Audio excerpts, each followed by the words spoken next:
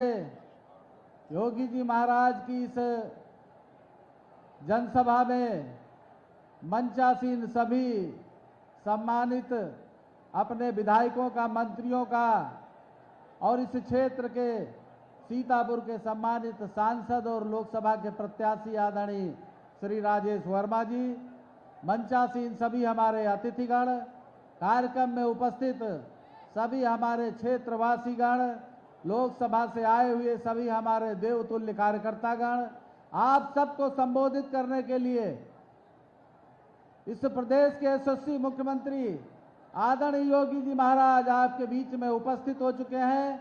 आप सबको उनका आशीर्वचन मिलेगा और हम सबको इस कार्यक्रम को सफल बनाने के लिए हम सबका दिल की गहराइयों से आभार व्यक्त करते हैं, धन्यवाद देते हैं। और आज से हम सबको संकल्प लेके जाना है कि आने वाले 13 मई को प्रचंड बहुमत के साथ हम इस सीट को जीत करके मोदी जी की झोली में डालने का काम करेंगे। हाथ उठा के आप सब लोग विश्वास दिलाने का काम करें महाराज जी को। हम सब लोग ये संकल्प लेके जाएंगे। आप सबका बहुत बहुत धन्यवाद, बहुत बहुत आभार।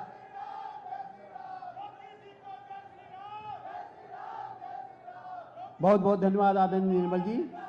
हमारे बीच में उपस्थित हैं सीतापुर के लोकसभा के संसद सदस्य, वर्तमान में भी भारतीय जनता पार्टी को ने जिनको प्रत्याशी बनाया है, ऐसे लोकप्रिय सांसद आदरणीय राजेश वर्मा जी। वे आए और अपनी बात रखने की कृपा करें। आदरणीय राजेश वर्मा जी।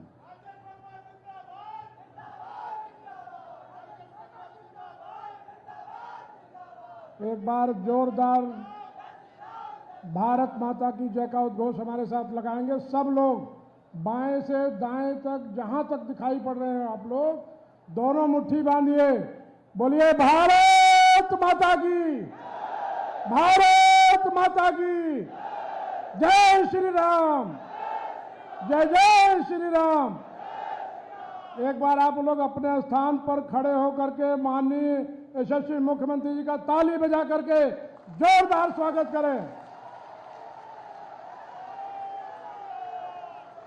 बहुत बहुत आपका आभार।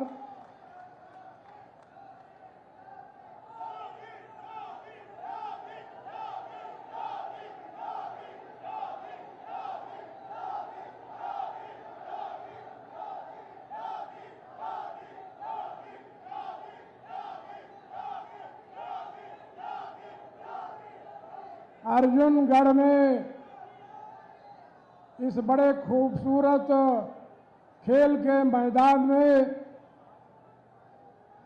आयोजित आज की इस विशाल जनसभा में आज के कार्यक्रम के सम्मानित मुख्य अतिथि उत्तर प्रदेश सरकार के यशस्वी, तेजस्वी, ओजस्वी सम्मानित माननीय मुख्यमंत्री आदरणीय योगी आदित्यनाथ जी महाराज, मंचासीन हमारे जनपद के सम्मानित जिलाध्यक्ष श्री राजेश शुक्ला जी, हमारे बीच में उपस्थित हमारी जनपद सीतापुर के प्रभारी आदरणीय श्री नीरज सिंह जी, श्री राकेश राठौर गुरु जी, श्री हमारे एमएलसी श्री पवन सिंह चौहान जी, हमारी माननीय विधायिका श्रीमती आशा मौर्य जी, श्री मनीष रावत जी, श्री निर्मल वर्मा जी, श्रीमती श्रद्धा सागर जी जो जिला पंचायत अध्यक्ष हैं, श्री दिनेश तिवारी जी लोकसभा के संयोजक हैं, श्री अजय गुप्ता जी लोकसभा के संयोजक हैं, श्री भरत त्रिपाठी जी जो हमारे विधानसभा के प्रभारी हैं, राकेश वर्मा जी विधानसभा के संयोजक, श्री करुणा शंकर पटेल जी राष्ट्रीय सचिव अपना दल, श्री राकेश सिंह पूर्व एमएलसी, श्री सुनील वर्मा जी पूर्व विधायक, श्री जितेंद्र यादव जी पूर्व जिला पंचायत अध्यक्ष, श्रीमती मुन्नी देवी ब्लॉक प्रमुख कसमंडा, सूर्यभान सिंह डब्बू भैया, श्री अमर सिन्हा जी जो हमारे रेडिको खेतान के सीईओ हैं, और श्रीमती अनुराधा पांडे जो कैप्टन परमवीर चक्र विजेता कैप्टन मनोज पांडे जी की आदरणीय भाभी जी हैं और आज जिस अर्जुनगढ़ में हम लोग बैठे हैं उसके एमडी परम आदरणीय श्री शरद चौधरी जी और सभी हमारे हजारों कार्यकर्ताओं के इस समूह में हम सभी मातृशक्ति अपने सभी भाइयों का, इलेक्ट्रॉनिक मीडिया, प्रिंट मीडिया के सभी सम्मानित साथियों का स्वागत एवं अभिनंदन करते हैं। माननीय मुख्यमंत्री जी का आगमन निर्धारित समय पर हुआ है। मैं माननीय मुख्यमंत्री जी को याद दिलाना चाहता हूं कि आपकी इन्वेस्टर समिट का परिणाम है कि हमारे सुदूर ग्रामीण क्षेत्र में रेडको खेतान के द्वारा 1000 करोड़ रुपए की यूनिट का यहां पर उनकी स्थापना हुई है, जिसमें 250 से 300 करोड़ प्रतिमाह टैक्स अदायगी का कार्य हमारी सरकार को पैसा देने का काम ये फैक्ट्री करती है। हमारे बीच में 1000 डायरेक्ट रोजगार भी इस फैक्ट्री में मिला है। 4000 से 5000 लोगों को अप्रत्यक्ष रूप से रोजगार मिला है और ये रेडको खेतान की फैक्ट्री अभी आने वाले समय में और मुख्यमंत्री जी के संरक्षण में विकास करने का काम करेगी। हमारे बीच में शरद चौधरी जी, जिन्होंने एक बड़ा पावर प्लांट लगा करके इस अर्जुनगढ़ को इतना खूबसूरत बनाने का काम किया है, उनका भी हम स्वागत एवं अभिनंदन करते हैं। हमारे रेडको खेतान के सीईओ श्री अमर सिन्हा जी, उनका भी हम स्वागत एवं अभिनंदन करते हैं। सभी सम्मानित मंच और हमारे सभी सम्मानित साथियों, मैं माननीय मुख्यमंत्री जी से कहना चाहता हूं कि विकास के मामले में 1 अरब 67 करोड़ से शारदा नदी के ऊपर पुल का निर्माण आपके आशीर्वाद से हुआ है। प्रधानमंत्री ग्राम सड़क योजना में आपके ही आशीर्वाद से 263 किलोमीटर सड़क का निर्माण हो करके इस क्षेत्र का सर्वांगीण विकास हुआ है। शारदा नहर में नूरपुर के पुल के ऊपर 39 करोड़ की लागत से एक सकरा पुल जो था उसको चौड़ा पुल करने का काम आपके आशीर्वाद से हुआ है। लगभग 400 करोड़ से 7 नए रेलवे ओवरब्रिज आपके आशीर्वाद से निर्मित हो रहे हैं। लगभग 136 करोड़ से हमारे गाजरी क्षेत्र के इलाके को बाढ़ कटान से बचाव हेतु जगह जगह स्टड निर्माण और बंधा का निर्माण करा करके आपने लोगों की संरक्षा और सुरक्षा की है। रामनगर, महमूदाबाद, बिस्वान, लहरपुर, लखीमपुर ये राष्ट्रीय राजमार्ग घोषित हो गया है। इसमें हमारे माननीय मुख्यमंत्री जी का परम आशीर्वाद है। इसी प्रकार से विकास के इतनी योजनाएं हमारे जनपद में आपने दी हैं। हम जब वोट मांगने जाते हैं तो लोग कहते हैं कि सांसद जी आप विकास पुरुष हो। विकास पुरुष तो हमारे असली माननीय मुख्यमंत्री जी हैं, जिनसे हमने जो कुछ भी मांगा वो देने का काम किया। मैं लंबी चौड़ी बात न करते हुए आप सबसे एक अपील करना चाहूँगा कि 13 मई को आप अपने वोट का प्रयोग करने जा रहे हो। मैं सभी भाइयों बहनों से अपील करूंगा कि एक एक वोट, एक तो भारतीय जनता पार्टी के कमल के निशान के सामने वाला बटन दबाना है और अपने प्रत्याशी को जिताना है। दूसरा अनुरोध, 100% मतदान करना है। माननीय मुख्यमंत्री जी, हमने वोट के मतदान के लिए आपके सामने मैंने बहुत सुंदर सी एक झांकी प्रस्तुत कराने का काम किया है। आप सबका बहुत बहुत आभार। यशस्वी मुख्यमंत्री जी को सादर चरण स्पर्श करते उनके चरणों में नमन करता हूं, प्रणाम करता हूं और आपको आश्वस्त करता हूं कि यह जनमानस ये बता रहा है कि सीतापुर की जनता इस सीतापुर लोकसभा में ऐतिहासिक विजय प्राप्त करके आपके चरणों में शीट डालने का काम करेगी। आपका बहुत बहुत धन्यवाद, बहुत बहुत आभार। बहुत बहुत धन्यवाद आदरणीय राजेश जी। भारत की राजनीति में ऋषि परंपरा के अत्यंत श्रेष्ठ ऋषि, भारत की राजनीति में दृढ़ता के परिचायक, भारत की राजनीति में शौर्य के परिचायक, सनातन धर्म के रक्षक, हमारे मन के नेता, हमारे हृदय के नेता, जिन्हें सुनना अच्छा लगता है, सुनने के बाद जिन्हें गुनना अच्छा लगता है, गुनने के बाद जिनके बताए हुए रास्ते पर चलना अच्छा लगता है, ऐसे पूज्य आदित्यनाथ जी महाराज यहाँ उपस्थित है। मैं प्रार्थना करता हूँ हमको सबको पथई दे। पूज्य आदित्य महाराज जी। भारत माता की, भारत माता की। भारत माता की वंदे वंदे वंदे।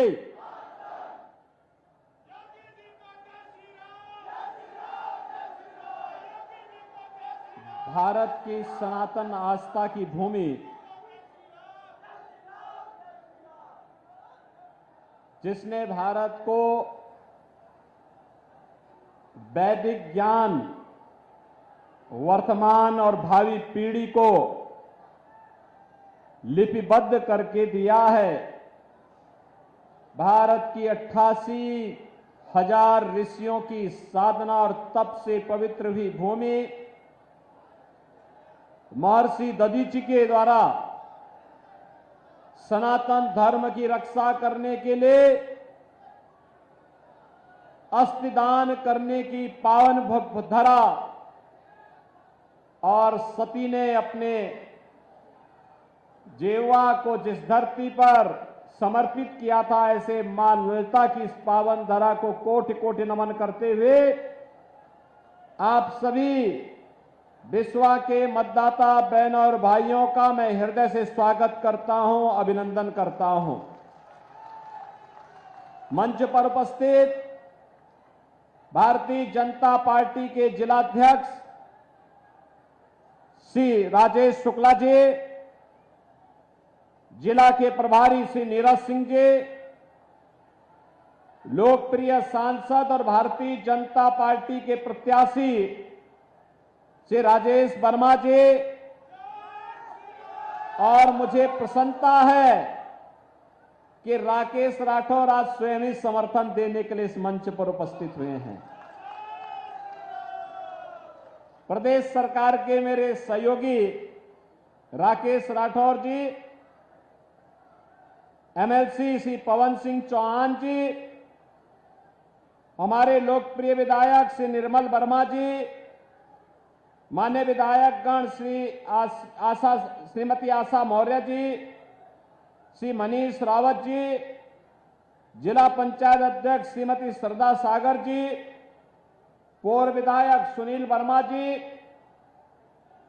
और यहां पर उपस्थित जिनके इस कार्यक्रम में आप यहां पर जिनके इस प्रांगण में आप उपस्थित हैं,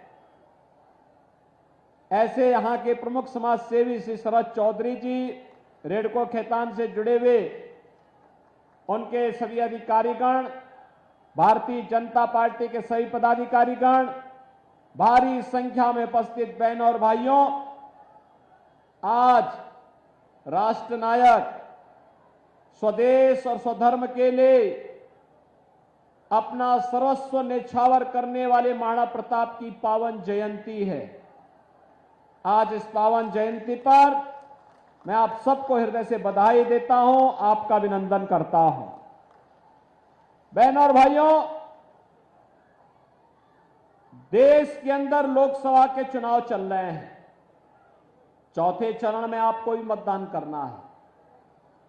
3 चरण संपन्न हो चुके हैं, यानी आधा चुनाव संपन्न हो गया है। आधा चुनाव संपन्न होने का मतलब अब परिणाम के रुझान स्पष्ट दिखाई दे रहे हैं, और पहली बार है कि पहली बार ये दिखाई दे रहा है कि 3 चरणों के चुनाव के बाद पूरे देश के अंदर एक ही आवाज है, और वह है कि फिर एक बार मोदी सरकार का। मोदी सरकार के बारे में लोगों के मन में एक भाव है। बहनों और भाइयों, यह भाव इसलिए भी है क्योंकि जनता जनार्दन इस बात को जानती है, और उनके मुंह से एक ही बात निकल रही है कि जो राम को लाए हैं हम उनको लाएंगे। बहनों और भाइयों, ये होना भी है। पूरा चुनाव अब तो राम भक्तों और रामद्रोहियों के बीच में बंट करके रह गया है। एक और राम भक्त है, पूरे देश का राम भक्त एक और खड़ा है, और वह एक स्वर से बोल रहा है, जो राम को लाए हैं हम उनको लाएंगे। और दूसरी तरफ रामद्रोही है, रामद्रोही है। वे कहते हैं मंदिर बेकार बना है, वे कहते हैं मंदिर बनाने की आवश्यकता ही नहीं थी, वे कहते हैं भारत के अंदर मंदिर की क्या आवश्यकता थी। तो भगवान राम का मंदिर भारत में उत्तर प्रदेश के अयोध्या में नहीं बनेगा तो क्या काबुल और कंधार में बनेगा? क्या लाहौर और कराची में बनेगा? क्या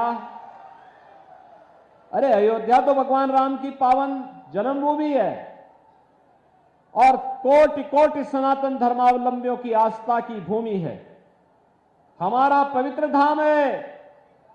बहनों और भाइयों, आपसे मैं पूछना चाहता हूं, कितने लोग अयोध्या गए हैं राम मंदिर बनने के बाद? वाह भाई, काफी बड़ी संख्या में गए हैं।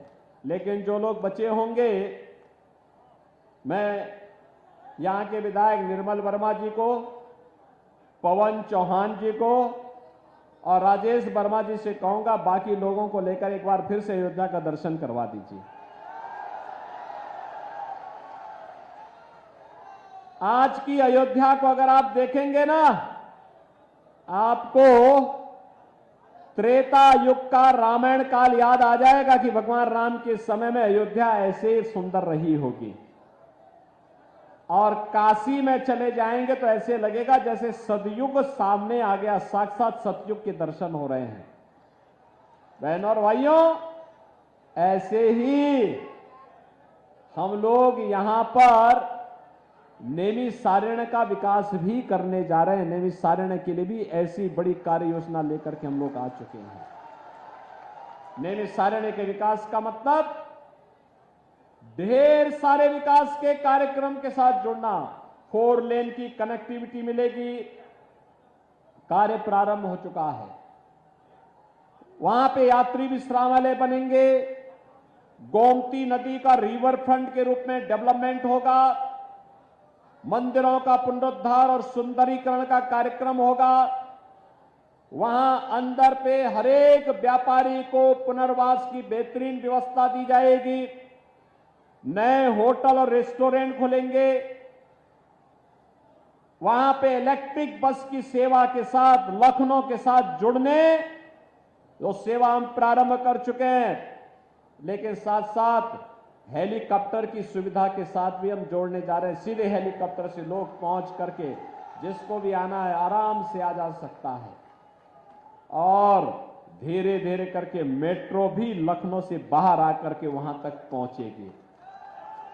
बहनों और भाइयों, विकास इसी से आगे बढ़ेगा। जैसे यहां पे शरद चौधरी ने बनाया, आपने देखा होगा कैसे उन्होंने यहां पे एकेडमी बनाई है, स्टेडियम बनाया है। अग्निवीर में भर्ती होने के लिए कैसे नौजवानों को तैयार होना है, ऐसे ही एकेडमी को विकसित करने के लिए सरकार के स्तर पर भी भरपूर सहयोग किया जाएगा, जिससे हमारा युवा आत्मनिर्भर बन सके, आत्मनिर्भरता के उस लक्ष्य को प्राप्त करने की दिशा में आगे बढ़ सके। आज जो एक नया चुनाव चल रहा है 2024 का, यह एक और राम भक्त हैं जो भारत के सम्मान के लिए, भारत की सुरक्षा के लिए, भारत के विकास के लिए, गरीबों के उत्थान के लिए और विकसित भारत के लिए कार्य करना चाहते हैं, कार्य कर रहे हैं। दूसरी तरफ रामद्रोही है। बहनों और भाइयों, वे भारत का सम्मान नहीं, दुनिया के अंदर भारत को अपमानित करते हैं।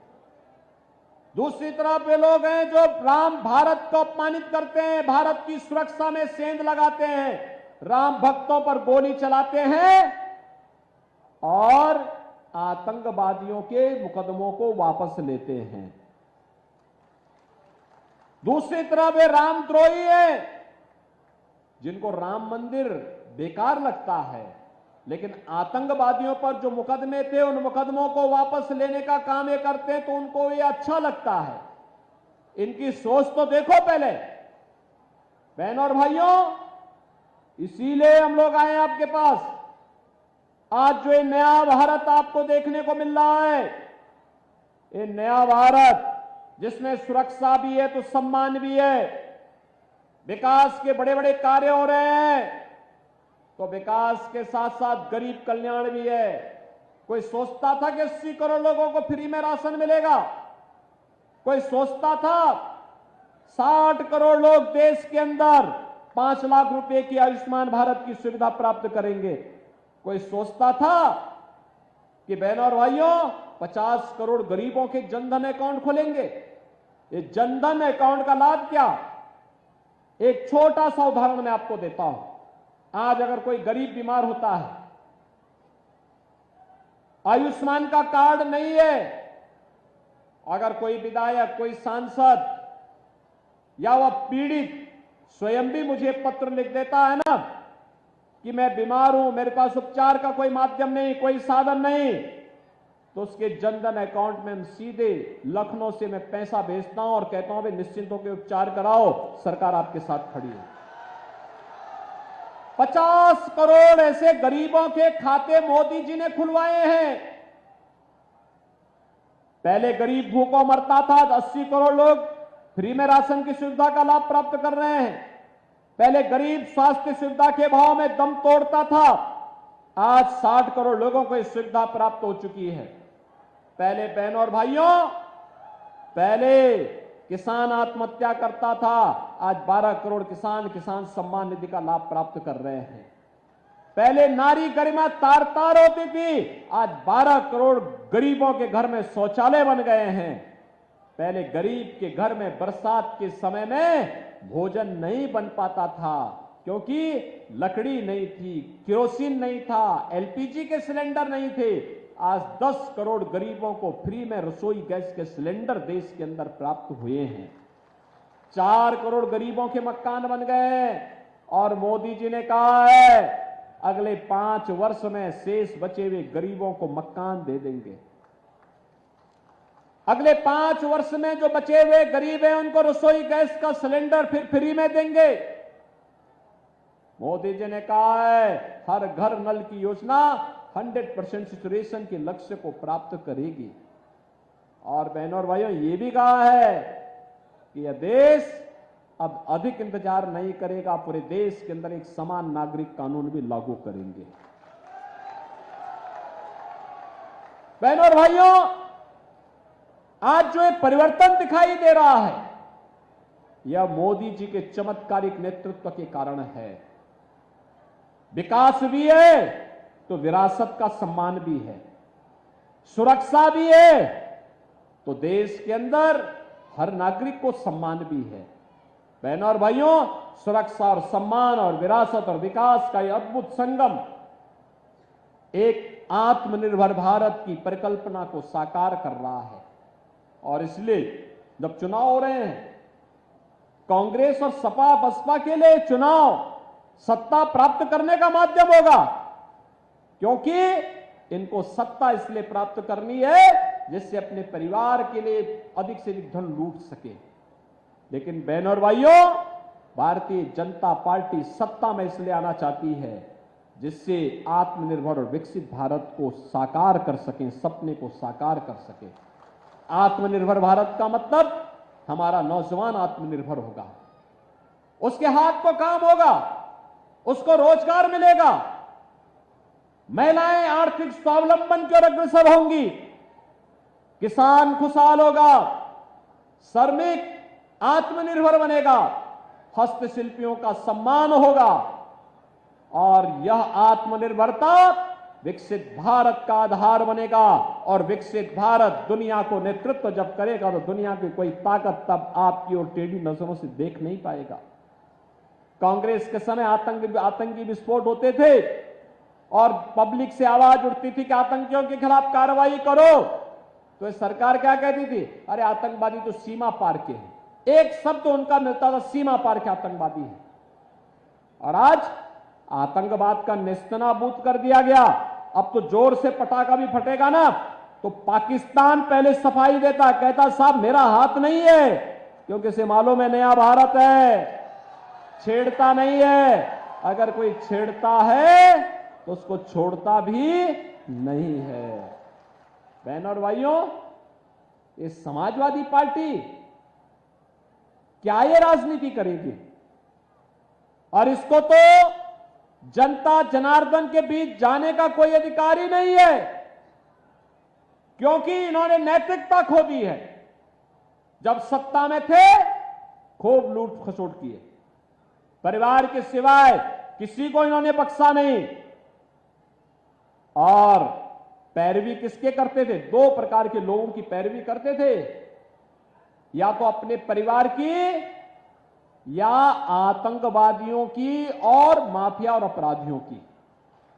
आप सोचो, हर बड़ा अपराधी, हर माफिया सपा का शागिर्द था कि नहीं था? था ना। आप सोचो राम भक्त प्रदेश के पूर्व मुख्यमंत्री कल्याण सिंह जी का देहांत हुआ, समाजवादी पार्टी ने संवेदना के एक भी शब्द नहीं व्यक्त किए। लेकिन अभी हाल ही में एक माफिया मरा था, उसके घर में पहुंचे थे नहीं फतिया पढ़ने के लिए, गए थे ना। अब आप सोच सकते हैं, राम भक्तों पर गोली चलाएंगे और राम मंदिर को बोलेंगे कि बेकार का कार्य हुआ है।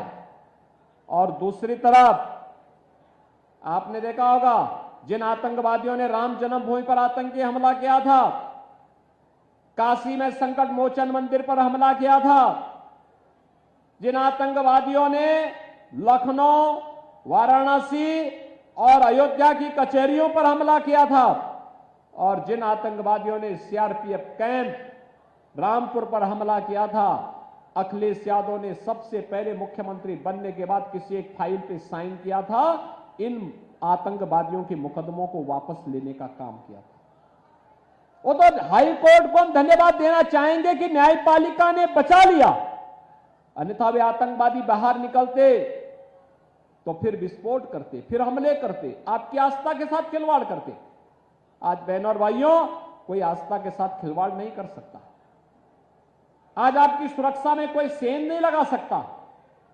अगर सुरक्षा में, बेटी और व्यापारी की सुरक्षा में, किसी आम नागरिक की सुरक्षा में कोई सेंध लगाएगा तो उसे मालूम है कि सेंध लगाने के पहले यमराज उसके जीवन की डोर काट करके लेके चले जाएंगे। आज उसे मालूम है कि केवल राम ललाई अयोध्या में विराजमान नहीं हो रहे हैं, बल्कि अगर कानून को हाथ में लेकर के कानून को बंधक बनाने का प्रयास करेंगे तो राम नाम सत्य है कि यात्रा भी निकल जाएगी। और बहनों और भाइयों, यही कारण है माफिया और अपराधी अब अपने गले में तख्ती लटका करके घूम रहे हैं, कह रहे साहब एक बार जान बख्श दो बस। और बहनों और भाइयों, इसीलिए हम आए हैं आपसे कहने के लिए, ये सुरक्षा का वातावरण भारतीय जनता पार्टी दे सकती है, और ये सुरक्षा का बेहतर वातावरण का ही परिणाम है कि रेडको खेतान भी यहां पर 1000 करोड़ रुपए के निवेश के साथ आती है और सैकड़ों नौजवानों के लिए नौकरी और रोजगार का द्वार भी खोलती है। ये सुरक्षा का बेहतर वातावरण ये कि ईडी का एक अधिकारी अपनी नौकरी को छोड़ करके नौजवानों के भविष्य को बनाने के लिए इतना बेहतरीन कैंपस आपको उपलब्ध करवाता है। और इसलिए बहनों और भाइयों, आज हम सब आपके पास आए हैं कहने के लिए कि मोदी जी आत्मनिर्भर भारत और विकसित भारत को बनाने के लिए आपका समर्थन चाहते हैं, और इसके लिए मोदी जी के प्रतिनिधि के रूप में सीतापुर लोकसभा सीट पर से राजेश वर्मा जी भारतीय जनता पार्टी के लोकप्रिय प्रत्याशी के रूप में आपके बीच में हैं। राजेश वर्मा जी को चुनाव जिता करके भेजेंगे, विश्वास से चुनाव जीत करके जाएंगे। बहनों और भाइयों, चुनाव प्रचार के 3 दिन बाकी हैं, 10, 11 और 12, 13 को तो चुनाव ही होना है। 3 दिन जनसंपर्क के लिए, 2 दिन प्रचार के लिए, और मेरी आपसे विनती होगी कि जो 3 दिन प्रचार घर घर जाकर के जनसंपर्क के लिए है, इसमें आप सभी अपने आप को राजेश वर्मा मानकर के घर घर जाकर के कमल चुनाव चिन्ह खिलाने का काम करिए। करेंगे? जाएंगे? सभी लोग जाएंगे? अधिक से अधिक संख्या में मतदान कराएंगे? गत चुनाव में जितना वोट राजेश वर्मा जी पाए थे उससे दुगने वोट से जिताएंगे। सभी लोग सहमत हैं? जहां तक मेरी आवाज जा रही है वे लोग सभी मुझे आश्वस्त करके बताइए, सभी लोग सहमत हैं ना? तो फिर मेरे साथ बोलेंगे भारत माता की, भारत माता की, भारत माता की।